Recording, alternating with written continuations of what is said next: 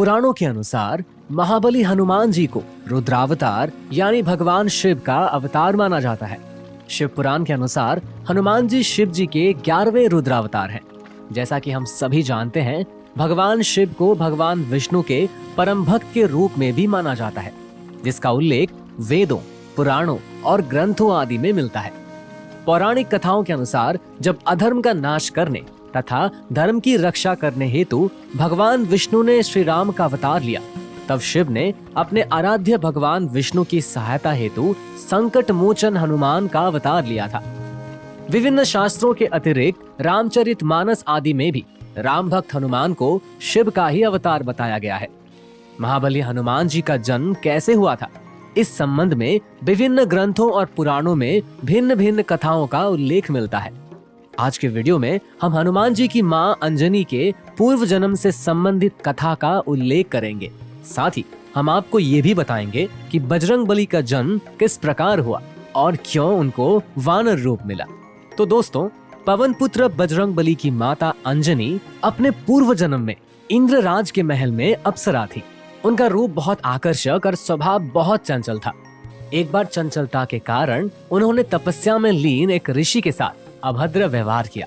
तब ऋषि ने क्रोध में पुंजिकस्थला को शाप दिया कि वो वानरी का रूप धारण कर लेगी।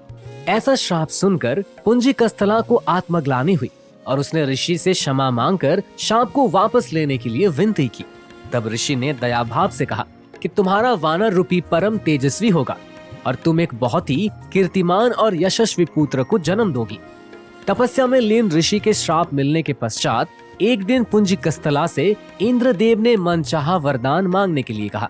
तब पुंजिकस्थला ने इंद्रदेव से आग्रह किया कि यदि संभव हो तो वो उसे ऋषि द्वारा दिए गए श्राप से मुक्ति प्रदान करे।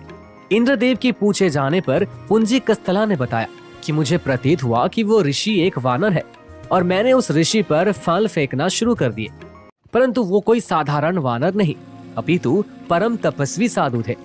मेरे द्वारा तपस्या भंग होने के कारण उन्होंने मुझे श्राप दिया कि जब भी मुझे किसी से प्रेम होगा तो मैं वानर का रूप धारण कर लूंगी। मेरा ऐसा रूप होने के बाद भी उस व्यक्ति का प्रेम मेरे प्रति कम नहीं होगा। इंद्रदेव ने पूरा वृतांत सुनने के पश्चात कहा कि तुम्हें धरती पर जाकर निवास करना होगा। वहां तुम्हें एक राजकुमार से प्रेम होगा जो तुम्हारा पति बनेगा। विवाह के पश्चात तुम शिव के अवतार को जन्म दोगे और इसके पश्चात तुम्हें श्राप से मुक्ति मिल जाएगी। इंद्र के वचन सुनकर पुंजिकस्थला अंजनी के रूप में धरती पर निवास करने लगी। एक बार वन में उसने एक युवक को देखा जिसकी ओर वो आकर्षित हुई। जैसे ही उस युवक ने अंजनी को देखा, अंजनी का चेहरा वानर का हो गया।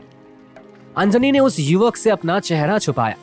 जब युवक उसके पास आया तो अंजनी ने कहा कि मैं बहुत बदसूरत हूँ, परंतु जब अंजनी ने उस युवक की ओर देखा तो वो भी वानर रूप में ही था।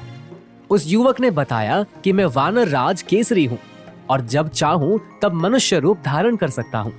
दोनों को एक दूसरे से प्रेम हुआ और ये विवाह के बंधन में बंध गए। अंजना और केसरी एक शांतिपूर्ण जीवन जी रहे थे। तभी एक दिन एक शंखबल नामक एक जंगली हाथी अपना नियंत्रण खो दिया और उसने बहुत बड़ा हंगामा खड़ा कर दिया और बहुत से लोग उसके शिकार भी हुए। साथ ही बहुत से ऋषि इस कारण अपना अनुष्ठान पूरा नहीं कर पाए। वानर राज केसरी शंखबल से बहुत तेज प्रेम करते थे, परंतु उन्होंने अपने प्रिय हाथी को मार डाला और वो बहुत शोक में डूब गए। ये देखकर संतों ने उन्हें वरदान दिया कि तुम्हारे घर का एक बालक का जन्म होगा जो बहुत ही शक्तिशाली और हवा की गति और शक्ति के बराबर होगा। कुछ समय पश्चात जब दोनों संतान सुख से वंचित रहे, तब अंजनी मातंग ऋषि के पास पहुंचे और अपनी पीड़ा बताई। तब मातंग ऋषि ने उन्हें नारायण पर्वत पर स्थित स्वामी तीर्थ जाकर 12 वर्ष तक उपवास करके तप करने के लिए कहा। इस प्रकार वायुदेव ने अंजनी की तपस्या से प्रसन्न होकर वरदान दिया कि तुम्हें अग्नि, सूर्य, सुवर्ण, वेद, वेदांग का मर्मज्ञ बलशाली पुत्र प्राप्त होगा। ये वरदान प्राप्त होने के पश्चात वे शिव जी की तपस्या करने लगी। तब शिव जी ने प्रसन्न होकर उन्हें वरदान मांगने के लिए कहा और फिर अंजनी ने ऋषि द्वारा मिले श्राप के विषय में बताते हुए कहा कि इस शाप से मुक्त होने के लिए मुझे शिव के अवतार को जन्म देना है।